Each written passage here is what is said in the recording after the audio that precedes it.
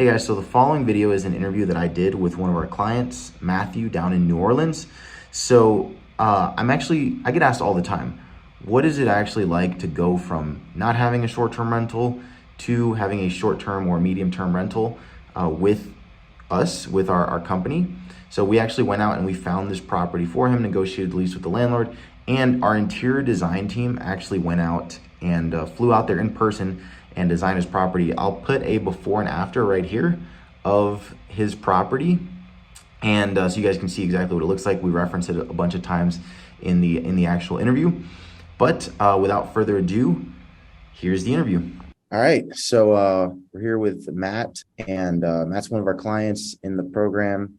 And I wanted to jump on here and interview you just because your situation's a little bit unique.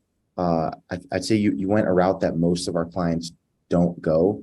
We have a few that have successfully done what you've done as well, but I'm actually looking to share a little bit more about it because I think it's super interesting. So Matt went out and got a property in New Orleans in a place where Airbnb or short-term rentals is actually, is it fully illegal, or is it just like a difficult permitting process? It's very difficult. It's just the zoning area and a hassle to get through for short term. Right. So you decided like, okay, short-term is defined in I think every single state and county as less than 30-day stays. Some places it's 28 days. So what made you decide like, okay, rather than going somewhere else or going outside the city or a different city in this area, I'm just going to do medium-term stays? What drove me was honestly the travel nurses. I was like, these people need a place to stay. If there's a huge market for it out here, and I said, let's give it a go. So I knew it was a risk that I was willing to take. And for me, it turned out very successful, and I'm very thankful for it. Nice. So give me an idea of like, so I'm assuming we chatted a little bit. You said that you found us on TikTok. So when I first got on TikTok, I thought, it was kind of like you hide that app on your phone. You don't let anybody know you're on there because this is like clearly just for kids and like dances and stuff like that. So you got on TikTok, you saw us on there, and then what kind of just piqued your interest? I've always been fascinated by the Airbnb rental arbitrage, and the guy that I saw on TikTok was very successful with it. And I knew going into the long-term rental stay was a little bit of a risk.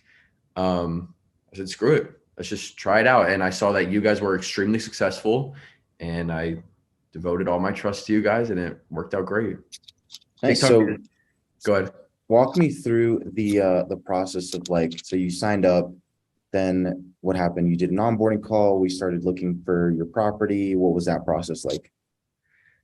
I'm not going to lie. It was a little intimidating because I didn't know anything about you guys. But when I went through it, I kind of was keeping track of the guy that I saw on TikTok, and he was like, this is what we did. This is what we did. And I stayed very in close contact with you guys to make sure everything was going right. Who is your acquisition manager? Dustin. Okay, awesome. So yeah. So Dustin helped me out. At first it was Sunil. I think something happened to him, but then Dustin took over, and Dustin was phenomenal. And he answered all my questions. I was blowing this dude up like every single day. And he really helped me out.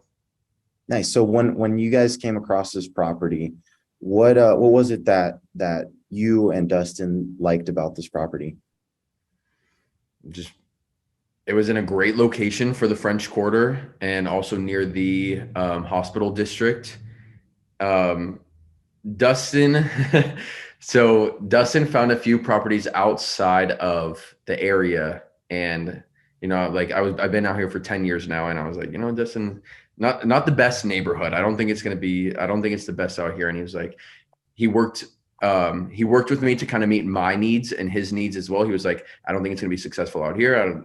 It's going to be successful out here. So we worked together, and we found a property that was a great fit, and it was newly renovated. It was brand new, and it turned out great. Yeah, New Orleans is one of those weird places where it's not like the city's very segmented in terms of like this side's clearly a good neighborhood, this side's clearly a bad neighborhood. It's kind of like very patchy.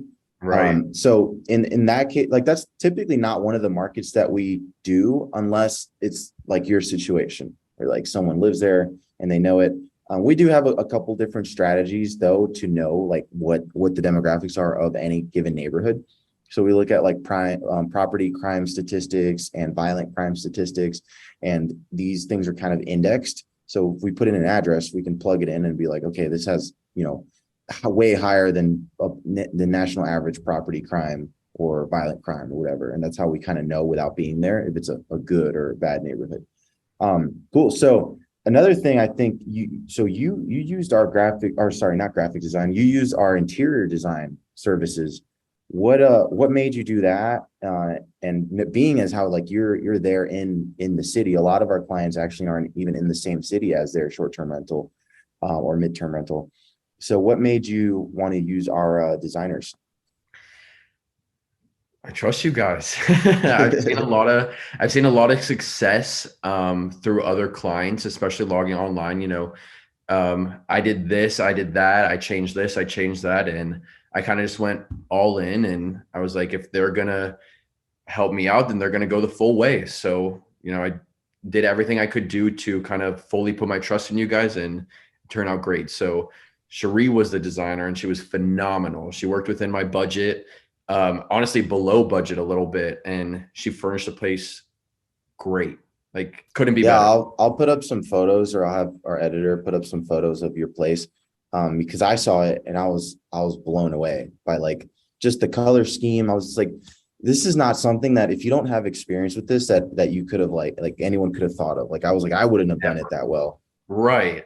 I was touching base with her the whole time, and I was like, this is like, I would have never been able to do this. The fruit on the island, I was like, I would have never thought of this. Like, Yeah, and the color scheme, like the pink with the green scheme, I was just like, man, this is just so good. And she flew out there in person. She lives here in Denver. Flew out there in person. She stayed at the property to save money that way as well. yeah. So yeah, we're super happy with our interior design team, and it's a lot of work for them. Like they're on the road most of the month, going from not California, sorry. We don't do any short terms there.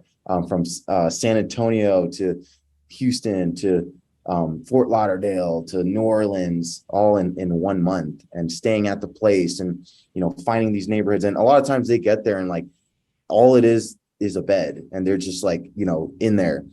So big shout out to them. So you got the property, you got it up and running. What do you do? What do you do kind of full time? Timeshare. It's a Nice. little gray. It's a gray area. Don't think of it negatively, but it's phenomenal. We're always putting people on vacation. I love it.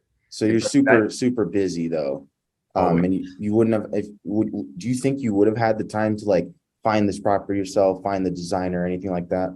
Not at all. I'm at work I work 6 days a week, like 9 to 8 o'clock. Today, Fridays are my only day off. So Wow. I would have never found the time to do this. So I'm very thankful that they were there. So you got your property up and running and you're doing the 30-day stays and above because of the zoning in New Orleans. This is actually something that we're developing a lot more in the program. We're actually hiring a coach that is like an expert in medium term stays, and we're going to build out modules for this. She's going to help in the program. So this is something that I've actively been so interested in because of the fact that, like, I look at your situation and short-term rentals are incredibly difficult to get in your area.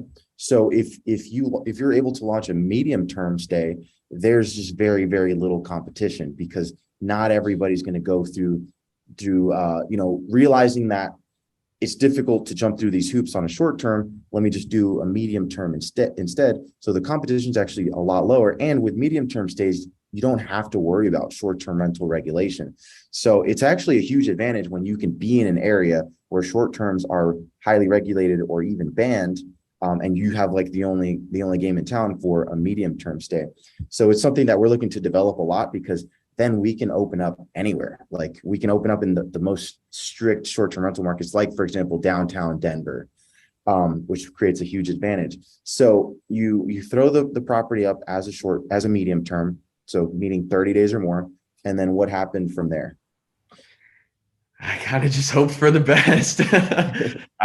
When after Cherie left, she sent me all the you guys literally did everything A to Z, furnish the place, Wi-Fi, lockbox, everything. And after Cherie sent me the photos from the professional photographer, I was like, what's the worst that could happen? So I threw it up on Airbnb. I kind of made a detailed description, and just hoping somebody would latch in within 2 days. Somebody caught on for 32 days, and that was the first booking that I had, and it was And nuts. do you know what's the nature of this stay? He messaged me and he said he is down here for like, I think he does. He like looks over buildings. He does contracting for buildings and making sure buildings are up to standard. So him and his team, I think there's 3 of them. He's like, hey Matt, we're coming in town. We're gonna check out these buildings, and we'd love to stay with you. I was like, phenomenal. Like I told him it's my first booking. I was like, thanks for booking with me. Like I'm super excited. Like if y'all need anything, let me know. So it was great. It was great. Couldn't have worked out better. Nice. And when do they checked in yet? They check in tomorrow, actually. I'm sorry, the Okay. 18th, 2 days. Okay, awesome. Yeah, so yeah, that's awesome. So you threw it up there, got a booking right away. And if you don't mind sharing the numbers behind your rent and what that booking is. Of course. So my rent is 2,400 for a 3-bedroom house, and then he booked for 32 days, which came out to 30. It was like 38.86. So about a 1,400 profit margin, and then I didn't realize that Airbnb pays out the cleaning fee as well. So it was another like 250 on top of that. So Yeah. roughly $4,000. Yeah. Yeah, that's awesome. And so minimum that's going to be like $1,500 in profit. You don't have any check-ins, checkouts. You don't really have to provide a ton of supplies outside of for long stays like that. I give them the basic supplies. I'll give them 4 rolls of toilet paper, a couple paper towels, and then after that, it's kind of on them. So it's very, very minimal work. And you made $1,500, which I don't think is bad considering that you have no reviews. You're honestly if you got to book that quickly with no reviews, your pricing was probably a little bit low as well. Yeah. So I could see this booking doing, and also there's different kinds of stays. So like this person, he's coming into town for building inspections. That sounds like a big money, stay. So to stay at a nice place with 3 dudes, like the company's paying what, $1,000 ish per person, or like $1,250 per person, something like that. So ultimately, I see a lot more room to get multi-month stays, and that's a few of the things we talked about before the call. Different ways that you can get those longer stays, and I love them because they're just honestly less work. Like people are checking, there's no check-in, no checkouts. There's no like, hey, the lockbox isn't working, or hey, it's dark and I can't see which house it is, or whatever. Like you're gonna like forget this person's even there by like the 3rd or 4th day. Right. So yeah, and you only used one of the methods to get bookings. Like I before the call, I went over like 3 or 4 of the things you should be doing, and all that does is increase the demand, which and you have limited supply, so you can ultimately charge more and just kind of keep pushing it, right? So dude, fantastic job so far. I think this is super awesome to see. And what would you say to somebody who's like, they're watching this, they're on the fence, they're maybe in your position, like they're super busy working 6 days a week, but I've been in the position too, where you're working so much, the money's kind of piling up, and you're like, man, I need to do something with this, because if I don't do something, like all I'm going to do is pay taxes, and it's just going to sit here. Right. Do it. Like, honestly, dude, I was so like, from personal experience, I was extremely on the fence. Is this the right thing? Can I handle it myself? Da da da da da. Just do it. Pull the trigger and just go for it, because it's gonna pay off. And yeah, and I get it. Like, it's scary. You found us on TikTok. Like, are you gonna